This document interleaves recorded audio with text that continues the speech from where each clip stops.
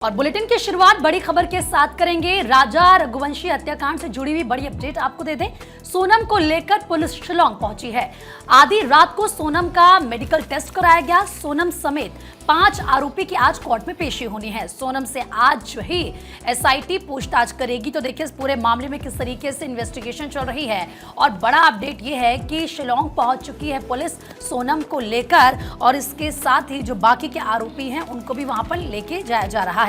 तो वहीं एसआईटी की टीम आज ही सोनम से पूछताछ करेगी। कई ऐसे सवाल हैं जिनके जवाब ढूंढे जा रहे हैं। और देखिए क्योंकि जिस तरीके से सोनम मिली थी ढाबे के बाहर, उसकी हालत को लेकर कई लोग कुछ सवाल भी खड़े कर रहे थे। सबके अपने अलग अलग तर्क भी थे। लेकिन अब फिलहाल आप देखिए इस पूरे मामले में बड़ी जानकारी यह है कि शिलांग पुलिस पहुंच चुकी है सोनम को लेकर। तो देखिए मेघालय पुलिस का दावा कि पति के मर्डर के बाद ट्रेन से इंदौर आई थी सोनम। इस पूरे मामले को लेकर लगातार तमाम खुलासे हो रहे हैं। शिलांग के एसपी ने बताया कि शिलांग से सिलीगुड़ी होते हुए ट्रेन से इंदौर पहुंची थी सोनम। किराए के कमरे में रुकी थी। मामले में आरोपी राज कुशवाहा से मिली थी और लगातार जब वो ट्रैवल कर रही थी इस पूरे हत्याकांड को अंजाम देने के बाद, तो वो राज कुशवाहा के संपर्क में थी, उसके साथ कॉन्टेक्ट में थी। इंदौर से गाड़ी से वाराणसी पहुंची और फिर गाजीपुर में सरेंडर। देखिए सोनम की शिलांग कोर्ट में आज पेशी होगी, जिसका जिक्र अभी प्रीति कर रही थी, और इसी के साथ साथ पूछताछ होगी।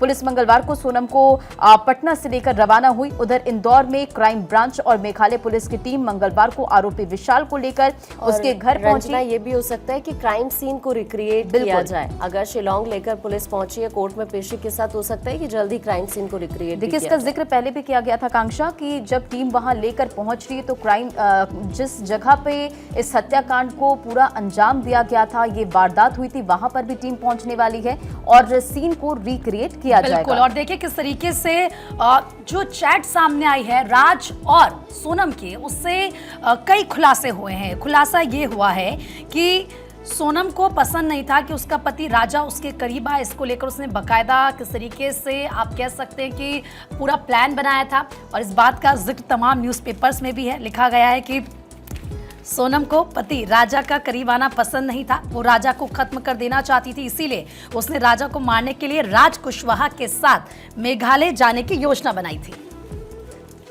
तो देखिए किस तरीके से पहले ही ये प्लानिंग हो चुकी थी। उधर राजा की हत्या की चारों आरोपियों ने अपना जुर्म कबूल कर लिया है। उन्होंने ये मान लिया है कि उन्होंने ही राजा की हत्या की। तो वहीं किस तरीके से एक झूठ भारी पड़ा है, क्योंकि जो खुलासे हो रहे हैं वो काफ़ी चौंकाने वाले हैं। और देखिए पहले से, और आपके पास जो न्यूज़पेपर है उसमें आप मुझे भी बता भी रही थी कि माँ से भी सोनम ने बाकायदा लड़ाई की थी शादी होने से पहले। बताएं पलक। दरअसल पुलिस सोर्सेस के मुताबिक ये जानकारी सामने आई कि सोनम के अफेयर की जानकारी उसकी मां और पिता दोनों को थी। शादी के पहले इस बात पर सोनम की मां के साथ जमकर लड़ाई भी रंजना हुई थी। और जी यानी कि सोचिए कि किस तरह से हत्या की जो पूरी वारदात है वो पहले से कहीं ना कहीं रची जा रही थी। अब इस पूरे मामले को लेकर आकांक्षा बैक टू बैक कई खुलासे हो रहे हैं। इनफैक्ट जो मेघालय पुलिस है उनके सूत्रों के मुताबिक ये भी कि आरोपियों ने जिस हथियार का वो यूज किया उसे डाव कहते हैं, यानी कि छोटी कुल्हाड़ी, जिसे ऑनलाइन मंगाया गया था। और सबसे बड़ी बात यह है कि जब इसने राजा का मर्डर किया उसके बाद ये राज कुशवाहा से मिलने के लिए वापस इंदौर भी आई थी।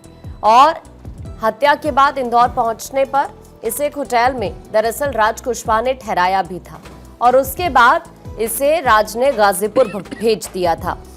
ये बताया जा रहा है कि ये 27 तारीख को देवास नाका क्षेत्र में रुकी, और इससे पहले राजा की हत्या जब इसने की, जो कि सूत्र जानकारी दे रहे हैं कि सोनम ने खुलासा किया कि जब इसने राजा की हत्या की उसके 2 दिन बाद 25 मई को सिलीगुड़ी के रास्ते ये इंदौर पहुंची थी।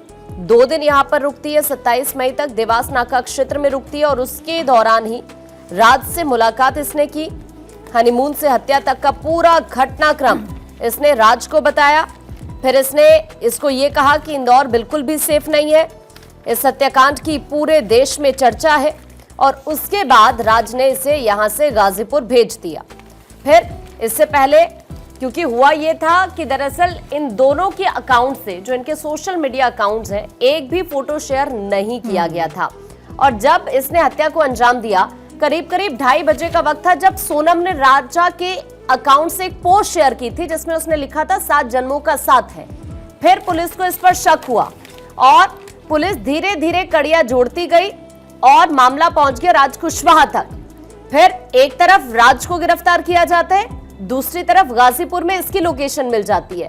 तो यूपी पुलिस, जो कि इंदौर पुलिस यूपी पुलिस को इन्फॉर्म करती है, यूपी पुलिस गाजीपुर पहुंचती है और वहां से इसको अरेस्ट कर लिया जाता है। तो इस तरह से पूरी की पूरी कड़ियां जुड़ती हुई चली गई। और देखिए किस तरीके से रंजना बकायदा, जैसे कि पलक ये जानकारी दे भी रही थी कि परिवार को ये पता था सोनम के अफेयर के बारे में जानकारी थी और इसीलिए शादी से पहले उसने माँ से भी खूब लड़ाई की थी। दरअसल उसने हनीमून की तैयारी भी मायके से ही की। शादी के बाद सिर्फ 3 दिन ही वो अपने ससुराल में रही और शादी के बाद राजा से किसी तरह का संबंध ना बने, इसके लिए शादी सोनम ने उसे ये कह दिया कि मेरी मन्नत है कि शादी के बाद जब तक कामाख्या मंदिर में दर्शन नहीं करेंगे तब तक दूर ही रहेंगे। और कामाख्या मंदिर में जिस तरीके से उसने दर्शन किए, पूजा की, उसके बाद उन्होंने इस वारदात को अंजाम दिया।